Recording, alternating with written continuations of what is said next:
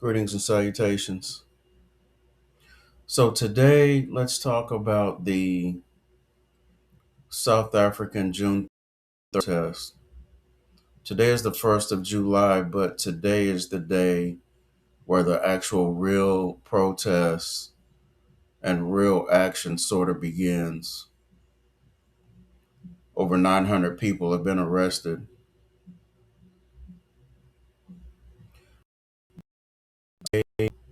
I think that's over the last 24 hours or so. So, it came to my attention day before yesterday that there was a June 30th deadline in South Africa set.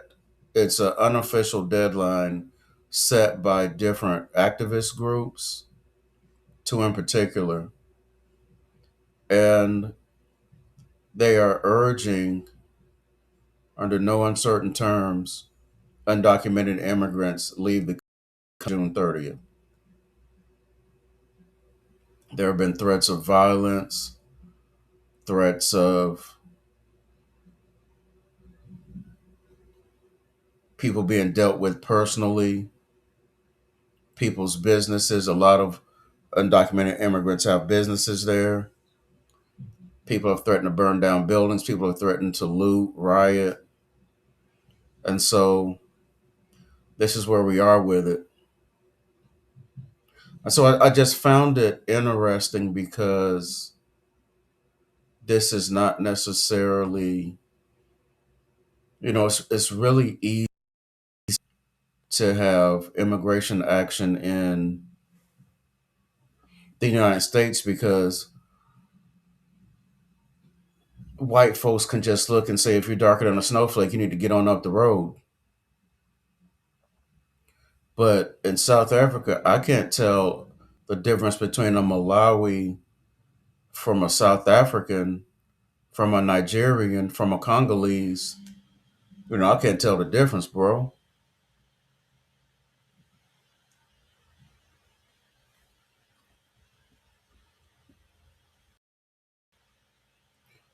So it's sort of, when I look at it, it's all these black folks protesting against other black folks, but ain't none of them really got anything.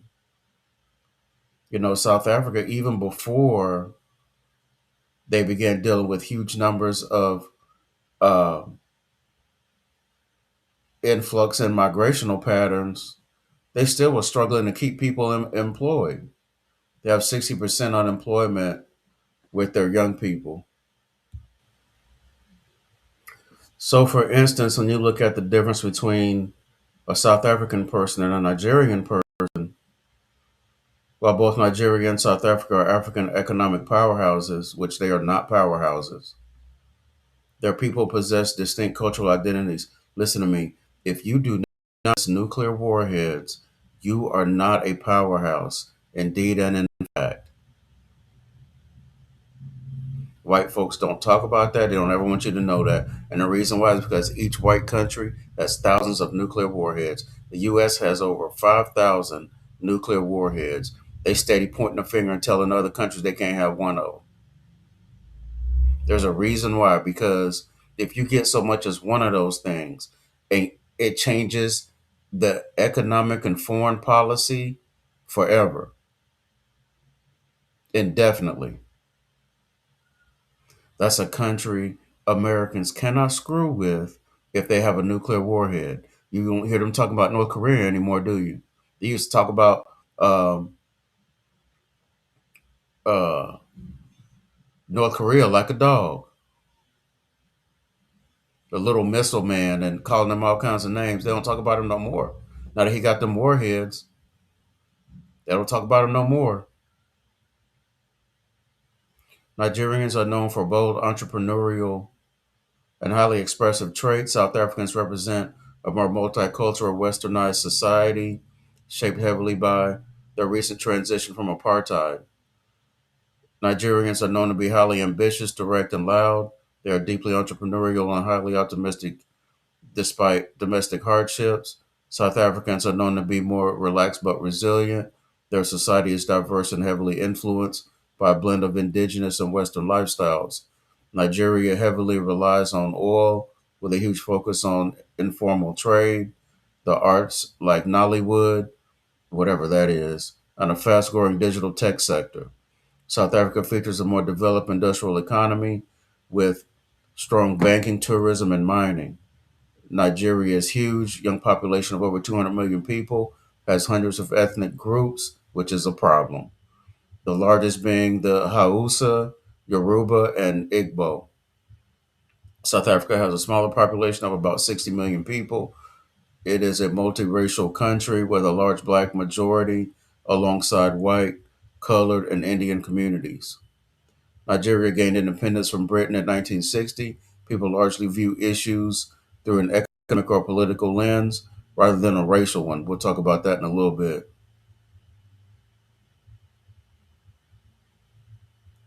South Africa ended apartheid in 94. Society is still working through the deep economic and social divides caused by decades of racial segregation. None of this tells me the difference between a Nigerian and a South African. None of this tells me that.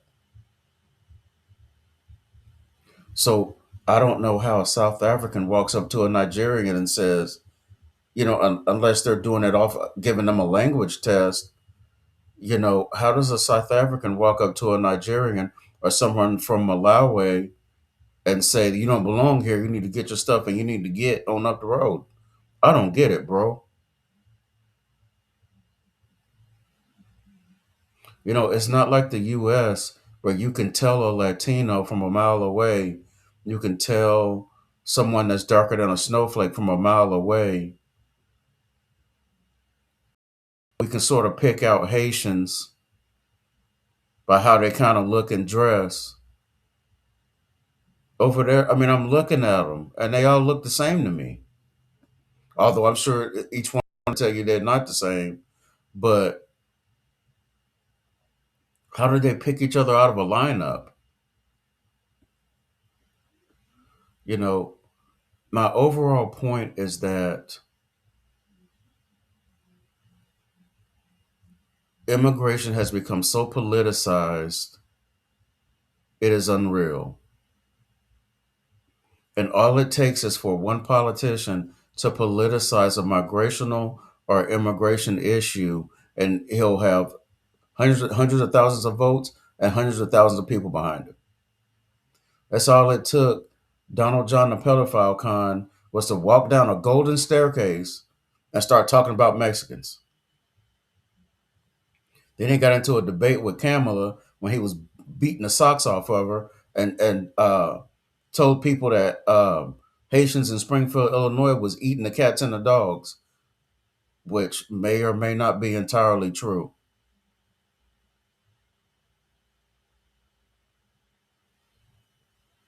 I mean, I watch YouTube like everybody else. Them boys making dog sandwiches and cream of cat soup. And that's a fact, big bro. I mean, it's just a fact. How's Kamala gonna say that's not true? We watch YouTube like everybody else.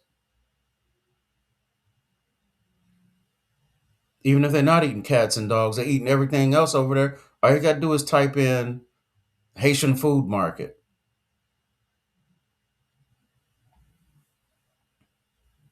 And I promise you, you'll see what they eat, bro.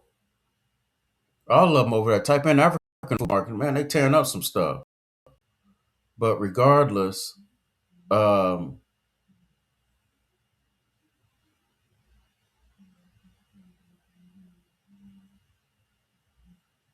this issue sort of, what people don't understand is that just because you push migrants out of your country, first off, you're not going to get rid of all of them. Second off, things are not going to improve for you. Things are not going to improve for you. Politicians beat on the drum of migration and immigration really just to get a break from you complaining all the time. And as long as they can point the finger and say, look at them, they did it,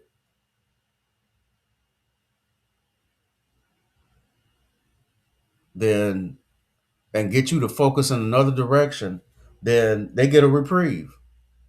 They get a reprieve. So it just sort of struck me that South Africans are marching in the streets, and once they push the migrants out, you know, now if they can continue momentum into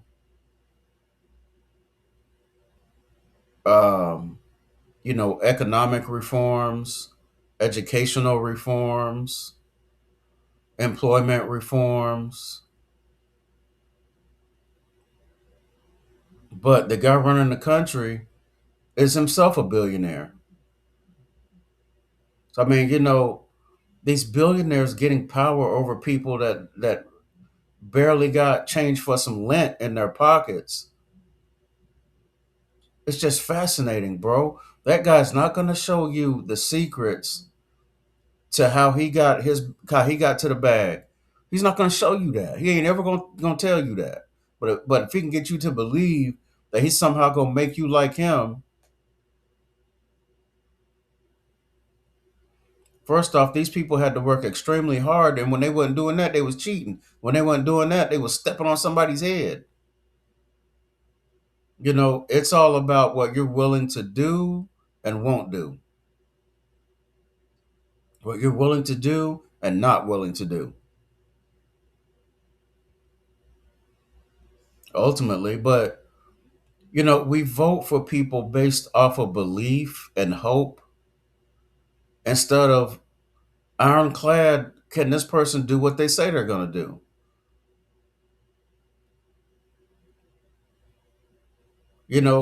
What in this person's resume and in this person's history and in this person's experience says that they're going to do what we need them to do to get our country out of the dirt?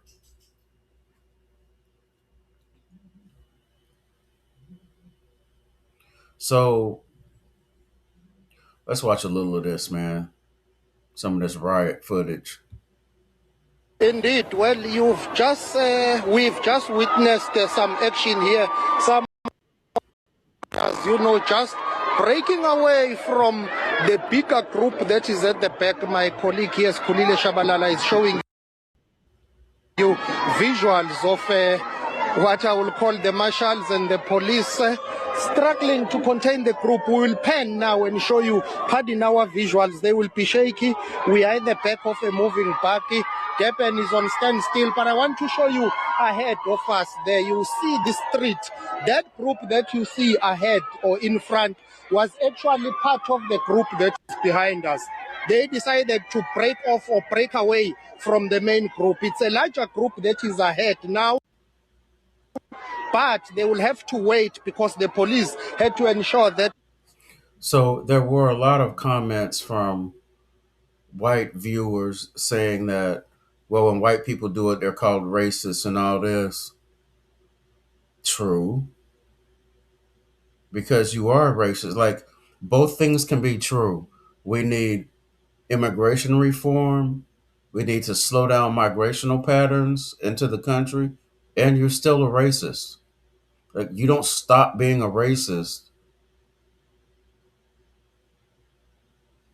because of whatever. You're still a racist. You got to distinguish between the two. Conservatives hate LGBTQ people. So while I agree that, hey, transgendered athletes should not necessarily be competing with girls in girls' sports, two things. I don't hate them, and you're still a racist.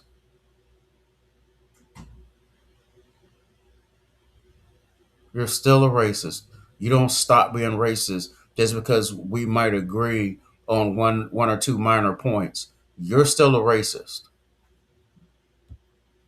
They go after them so that this march is in sync and they march together. As you see, the other group that will be coming now, we will pan back to show you the larger group that is here. There's been what I will call a peaceful mayhem, if there is such a thing in English. But simply put, the first group got excited. They decided to sprint off and take off just like that, leaving the larger group behind. And their cheers. I don't know who these people are in these orange vests. I don't know who they are, bro. I don't know if that's the popo or if that's the protesters.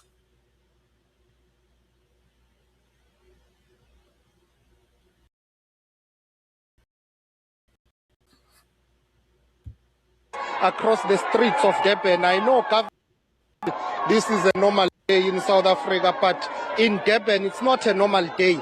All the shops in the CBD are closed. There is no economic activity, and this is the capital in terms of the economy of the province. eThekwini is the only metro in KwaZulu-Natal. If eThekwini's economy is not functioning for a day, I was tripping off the fact that it's South Africa, but everybody seems to be bundled up. And I looked at the weather report, it's 54 degrees out there. I'm in Indiana and it's 100 degrees out here, bro. You walk outside and I tell you, I'm gonna take an egg and throw it on the asphalt just to see if it really will scramble. It's that hot out here. It feels like an oven, bro. I can already tell you that when authorities quantify the damage and the cost to the economy, it will run into billions. So he says that to the billions with the looting, the damage, which they ain't, it's not all out looting yet, but just with some of the damage, all the security that's involved, all of the coordination, because a lot of people are trying to run up out of there. I tell you, it's funny, bro, because nobody knows how to strike fear like black people. Black people know how to strike fear, bro, in each other. It is amazing. Like you have some of the most racist people in the world are American white people, and you don't see uh, Latinos lined up at the border trying to get up out of here. Like you just don't see it, but you see it in South Africa.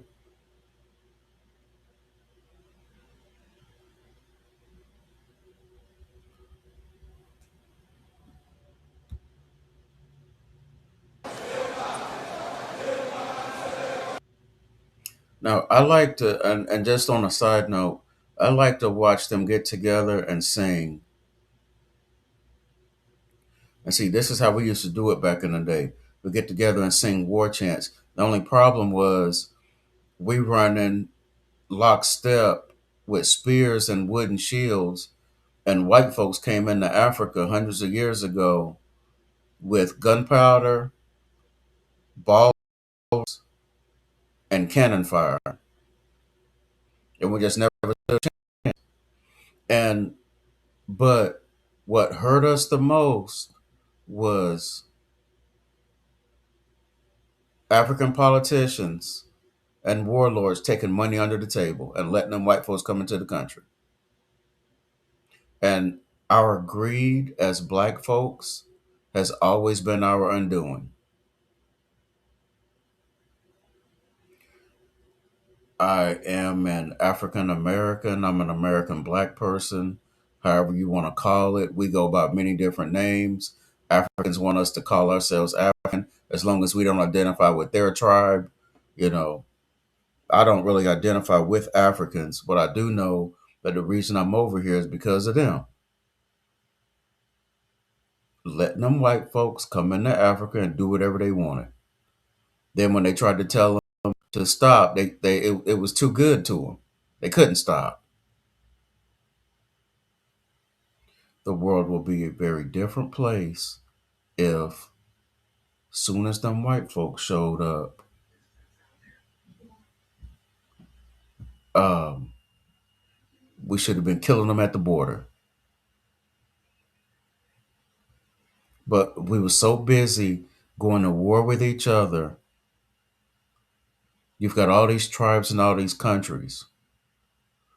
We so busy going to war with each other that they could just slip right in there and knock over entire countries. They could get knock over, garrison, and colonize entire African countries and do whatever they want. Take as many resources out as they want, which enriching white countries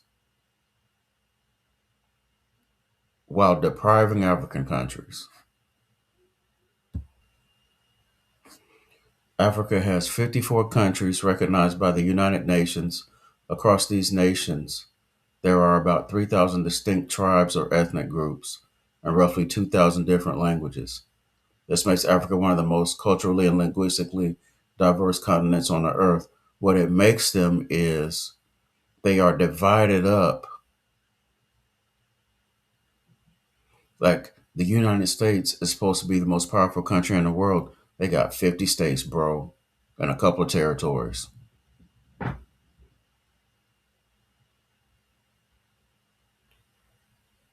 Africa has 3,000 distinct tribes. Over here, bro, you got,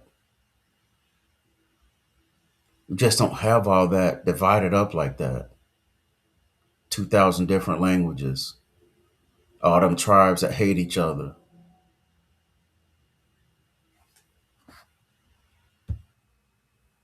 So Africa has 54 countries, but each one of those countries has their own military, their own prime minister, their own president, their own leader in parliament.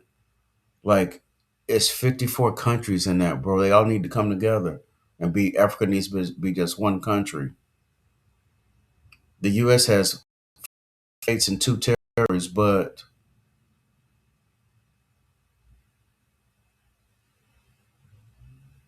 all of those states adhere to the federal government.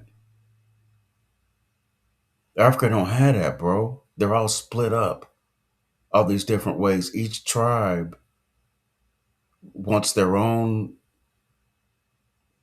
you know, they want their own path. They're divided up.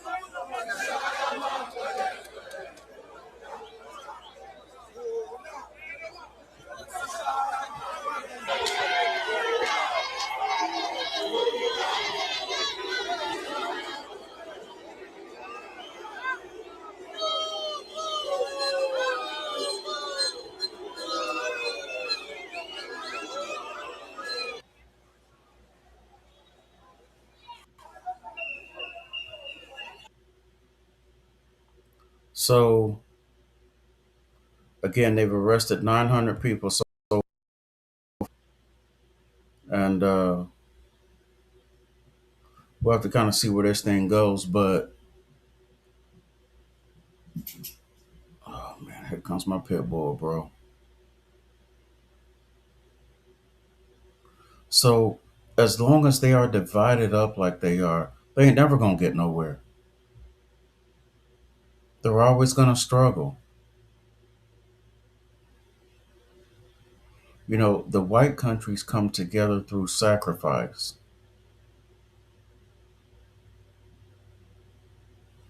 You know, our undoing as black folks has always been greed. It's always been greed, bro. Like all you gotta do is find, it's not hard to find one of us to take a little bit of the table and undermine the whole operation. We can't come together for anything. See, that's the difference between white folks and black folks. White folks, they come together, and it might be 15% of them or so that don't get to the bag. The rest of them, they get into the bag some sort of way. They come together and they sacrifice to come together. We don't do that as black people, bro. And that's the reason why they over there and they get their nuts kicked in. And everybody's on the Burkina Faso. Burkina Faso is not big enough. They don't have enough people. They don't have a big enough military. They got some natural resources. When they run out, then what? The only way Burkina Faso is successful is if the other countries catch on. The other countries have to catch on and follow their lead. But other than that, Burkina Faso is going to be sitting off by themselves, and them white folks will figure out a way to pay some brother under the table to knock them over. And they're going to be right back to square one. It is madness.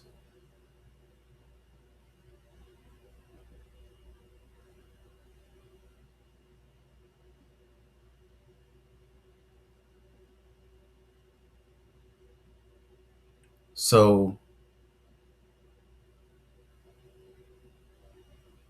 there are 54 fully recognized countries in Africa. The African Union also recognizes the Sahrawi Arab Democratic Republic as a 55th member state, whatever the heck that means. Estimating the number of tribes is tricky because the line between a tribe, a local cultural group, and an ethnic group can blur. Experts generally agree there are over 3,000 tribes. See, you don't have that over here. You got the white tribe. You could say conservatives versus Democrats. If you want to divide it up into two, then pretty much you got everybody else. So that's three tribes. You could say African American. So uh, Latino, that's four tribes. The Asians over here, that's five tribes. I mean, you got Africans over here, that's six tribes. You got Haitians, but they about to go, bro. So let's say seven tribes. You might could dig up an eighth and maybe a ninth tribe. It's not 3,000 freaking tribes all hating each other's freaking guts. Can't come together for nothing. It's really easy for white corporations and white groups to keep that over there nice and that's what you call division. Like it don't get no more divisive.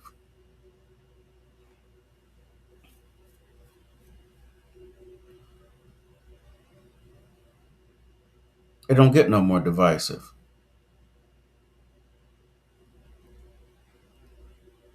Experts generally agree there are over 3,000 tribes, and opinions differ across online discussions regarding the exact count.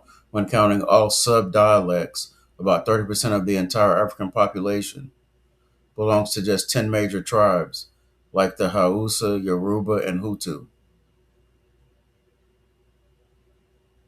That is still divided. They don't even. It's still divided up. Africa is home to about 2,000 languages, which accounts for roughly one third of all languages spoken around the world. Like, holy moly, bro. All of African languages account for 33% of languages spoken around the world. How knowledge is gained through understanding. How the heck are you going to understand each other when you got 2,000 different languages being spoken? You make up 33% of the total world's number of different languages. Get out of here, bro. Languages like Arabic, Swahili, and Hausa are spoken by millions of people across many countries. Certain countries are extremely diverse. For example, Nigeria alone has over 500 living languages, and Cameroon has over 200. How in the heck? No wonder Nigeria is so ate up. Five freaking languages are getting spoke around that son of a gun. They need to all come together under one banner. They need to all be speaking one freaking language. Stop trying to be special and different. White folks love that, bro. White folks love it when you want to be special and different. They love that.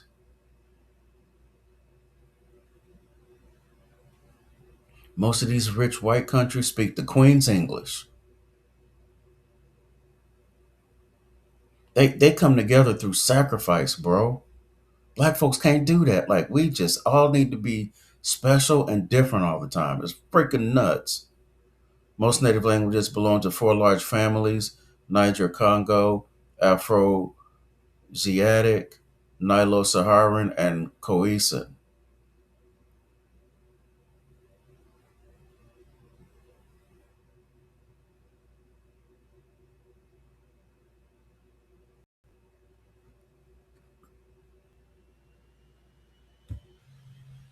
So, this is one of the leaders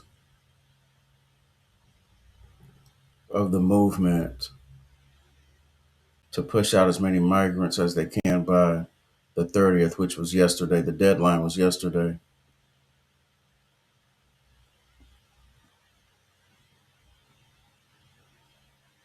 So, Nikosakana Dabadada and Chunu are prominent South African activists who lead organizations demanding the removal of undocumented foreign nationals.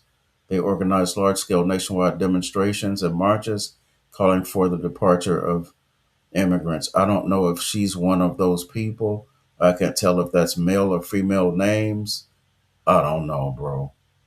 On June 29th, 2026, President Cyril Ramaphosa held urgent late night talks with Dabadanga. Um, and I guarantee you that meeting was all about, is there going to be violence? That's all he cares about. Is there going to be violence? Now, his business friends care about that they have enough immigrants and migrants working for them.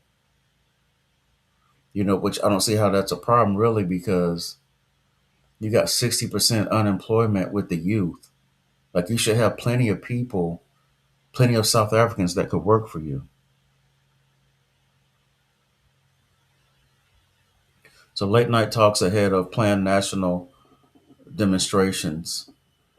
During this meeting, the president emphasized the following: protests must remain peaceful and strictly within the boundaries of the law. Only the state has a legal authority to enforce immigration laws. The government is actively working to resolve migration. And that meeting is about, are y'all going to tear some stuff up? It's a meaningless meeting because they're going to do what they want to do anyway. They've already arrested 900 people. Following that meeting with the president, the two leaders mobilized demonstrators across various South African cities, including a highly publicized march in Benoni, Gauteng. While the activists aim for peaceful demonstrations, the movement has faced challenges with opportunists attempting to hijack the gatherings and cause disruptions. Dabendaba subsequently blamed these agitators for sporadic incidents of violence and looting. They knew that going into it. They've been threatening these people for however long. Dabendaba made headlines by alleging he was offered a $10 million rand bribe to abandon his campaign and keep quiet regarding foreign nationals. He claims he refused the payment entirely and vowed to continue the movement. So I'll guarantee you, if they offered that dude 10 million rand, he's gonna take that, bro. So I would say that's probably a lie.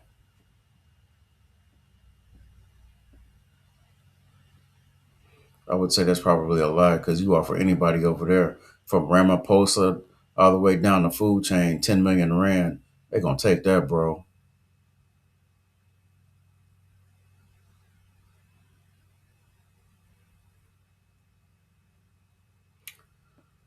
So the South African politicians and public figures pushing the unofficial June 30 deadline demanding that undocumented immigrants to the country are Nkosihona Dabendada and Nagizwe Machunu.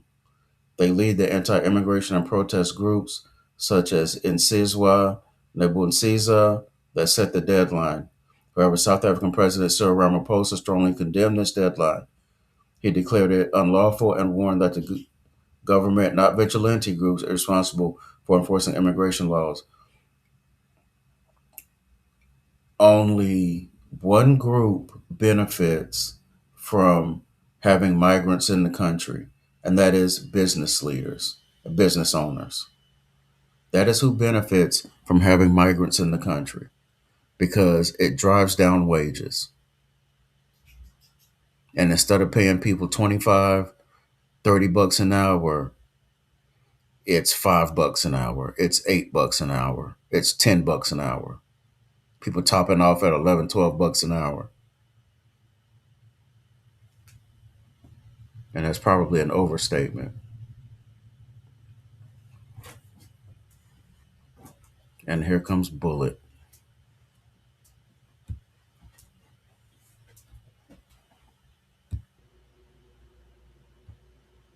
And thank you as the people of South Africa who sacrifice your lives. You've taken time out of your businesses and your busy schedule, and you have come out and taken to the streets. I want you guys to give yourselves a huge round of applause.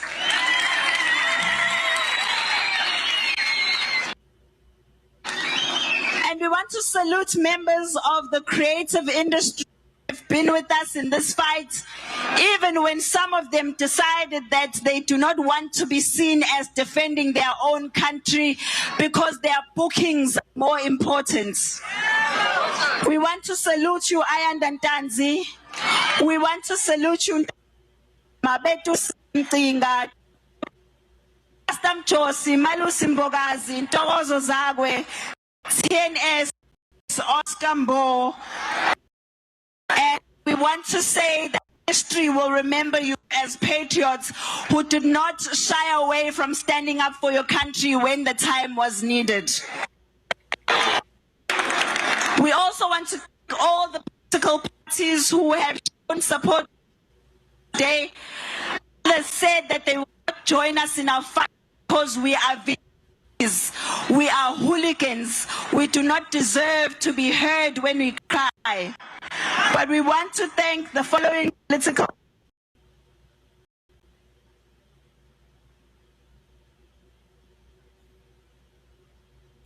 Why do you guys as much and much want to associate certain political parties?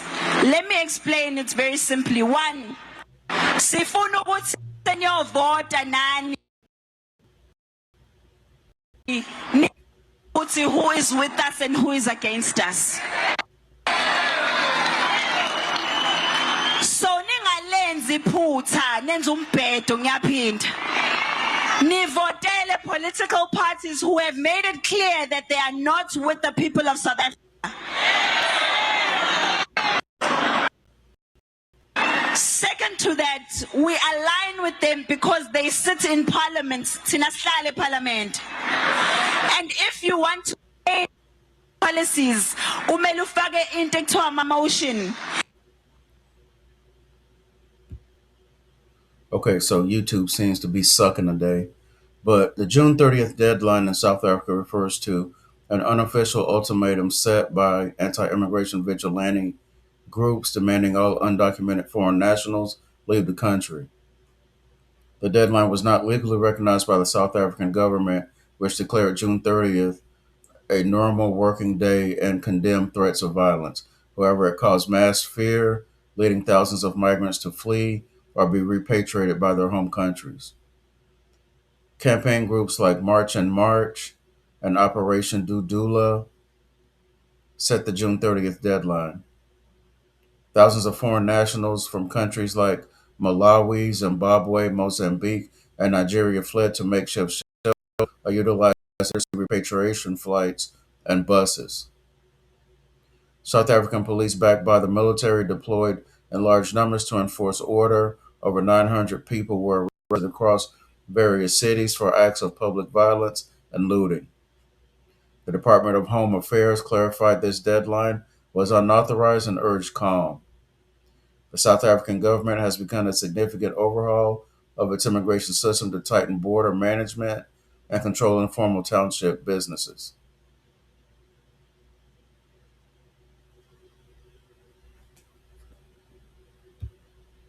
And when you put those motion, they can only come through members of parliament. So that's why to assist us in changing leyo mthetho leyo ekuyiyona esasicindezela even today. So we want to thank Action SA who's been with us, ATM who's been with us, the IFP who've been with us, the MK who with us,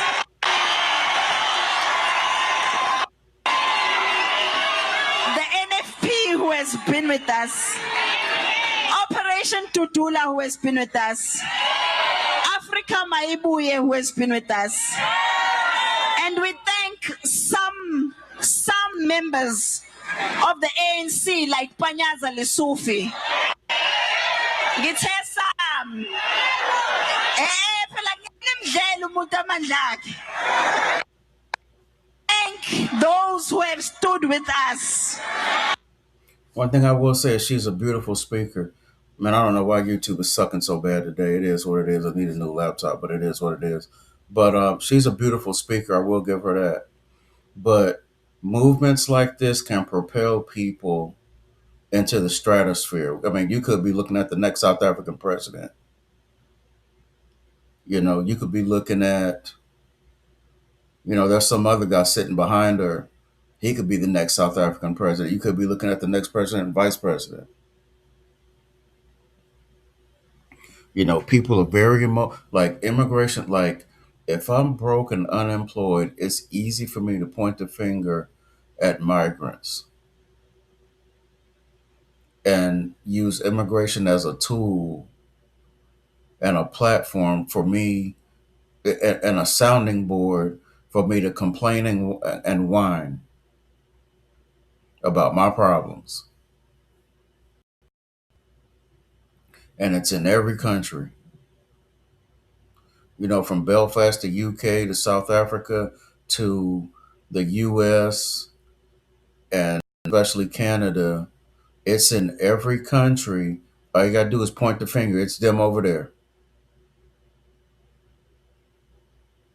And before we were having conversations about migration and immigration, still things were screwed up, bro. Things were screwed up. I would say in our lifetime, probably Reagan and Clinton was probably the best years in our lifetime because there was a middle class. But now they've wiped out the middle class. They've expanded the poor lower class. And now it's in favor of AI and automation. Like, you can push out as many immigrants and migrants as you want. You know, chances are things are not going to improve. Not going to improve.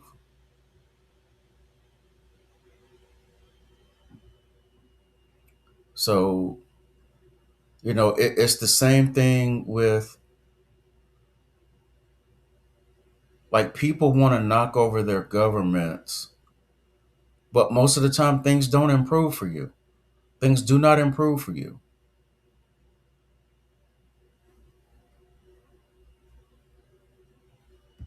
And have given us a message of support. We want to thank kakhulu uhulumeni waKwaZulu Natali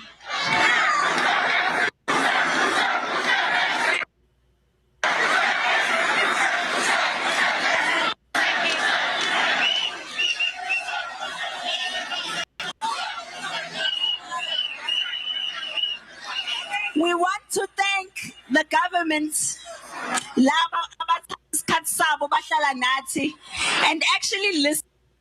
Man, I bet there's so many pit pockets down there, it's unreal. And no, not one bottle of deodorant was harmed in the making of this video, bro. Like, if I was in the middle of them people, I would die. Like, you see me running around spraying people with Axe, and that's a fact, bro. Listen to us. The likes of the Premier Taminto, who has sat down, he even had summit la efuna khona ukuzwa ukuthi yini kahle kahle lesikhala ngayo. Siyabonga kakhulu. Sifuna ukubonga imeya yenkosi langalibalele ukukhansela umnyeza who has been with us from the beginning. Sibonge ne-Deputy Minister ka-Home Affairs, i-Minister yaka-Home Affairs, uLeon Schreiber, lokhu asiziba from day one. Kodwa-ke u-Deputy Minister gave us an ear. Siyabonga ku-Deputy Minister uNjabulo Nzuza. And sifuna ukubonga kakhulu uGeneral KZN wamaphoyisa.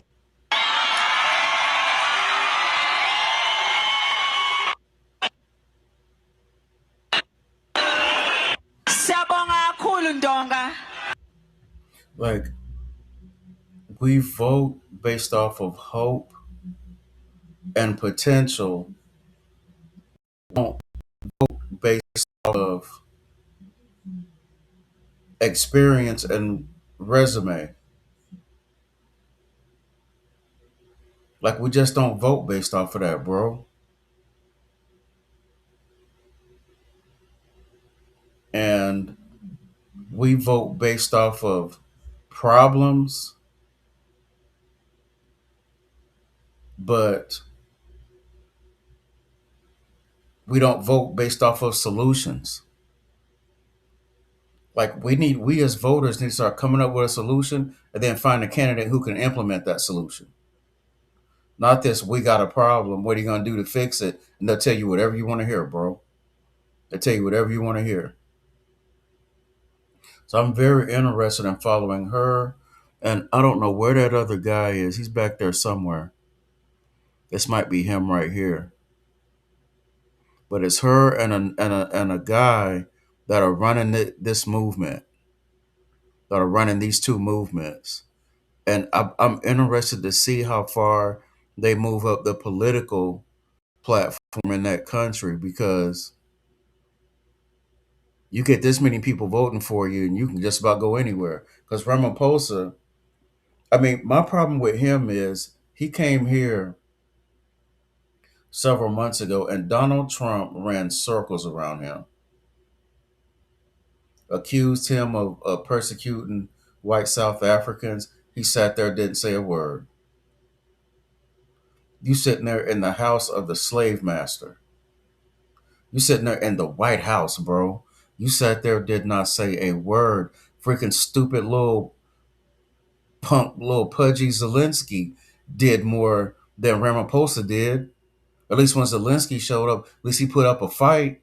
He got a couple more billion out of it. Ramaphosa went up there and just sat there while Donald ran circles around him, bro. He ran circles around him.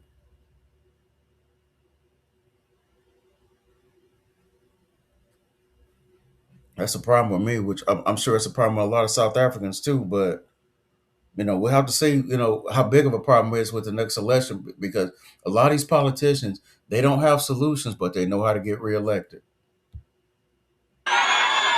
Kakhulu Mkhwanazi.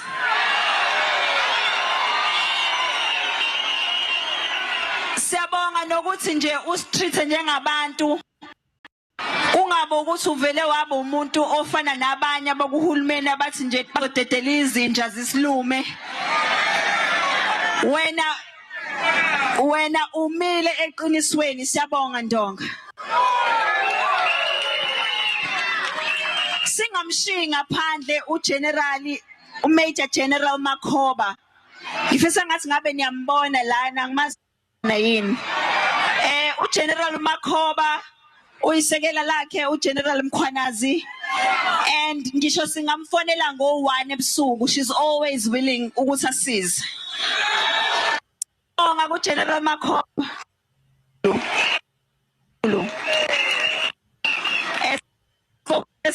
Mr. Robert Nechunga wasuka Limpopo wathatha ngizodila nalamaZulu ngoba ngiyawazi ukuthi abantu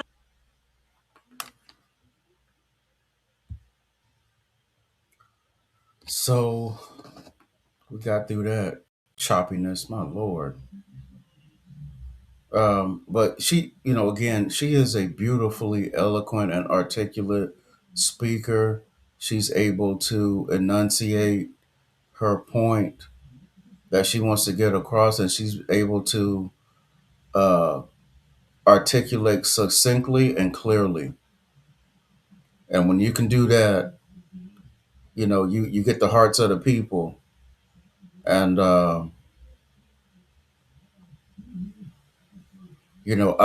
interested to see, if this can be a um, platform, if you will, for her getting into a political career. And that's not to say that things will change, because South Africa has a lot of problems. They have a lot of people, and they can't find jobs for all of them. And they want to push migrants out, but for me, and I've heard Donald Trump say nothing about this. Any other country that's pushing migrants out, he on a jockstrap, bro. He's swinging off of it. But when Black South Africans do it, oh well, he it's like it never happened. So it is what it is. Um, so I'll be interested to see what happens and how it happens. I want to see how far she can go in her um, speaking career, because at a push come to shove, she could at least have a speaking career as a lecturer. So please tell me what y'all think. I'm sorry that video was all chopped up and staticky. I'll try to do better next time. I'm trying to get better and better at this. Um, a few struggles, a few opportunities, a few challenges, and a few hurdles, but we'll try to see if we can improve. Please like, share, hype, subscribe for me. Let me know what y'all think. Let me know what you think about immigration and migration in general. And let me know what you think about, like, what do you expect to improve? Please understand something. We still have 13 million undocumented immigrants in the U.S. Donald John, the pedophile con, cannot deport all of them. He'll be long gone before they even get half that number. And don't get me wrong, I mean, knowing them, they got a plan. Between him and that skinhead Stephen Miller, I'm pretty sure they got some evil, twisted, sick, and twisted plan. But Please understand something. Business leaders are under no incentive to raise wages, to pay an American wage. I was talking to a brother several months ago, and we was having a debate online in a digital room. It was probably about 20 people in there, and we was having that debate. And I was just telling him, he was all swinging off of Donald's jockstrap, and I'm telling him business leaders are they're not just going to pay a higher wage just because there's no migrants here to work that job. They are under no incentive to pay a higher wage. Push come to shove, they move those jobs where the migrants are because that's where the cheap help is. And if I'm paying cheaper wages than you, at some point, I'll have your business and your clients. You'll be working for me, or you'll be getting on up the road somewhere. So I, in particular, would like to hear from people in terms of the feedback. What, like even if we were to push all these migrants out, what do you expect will change?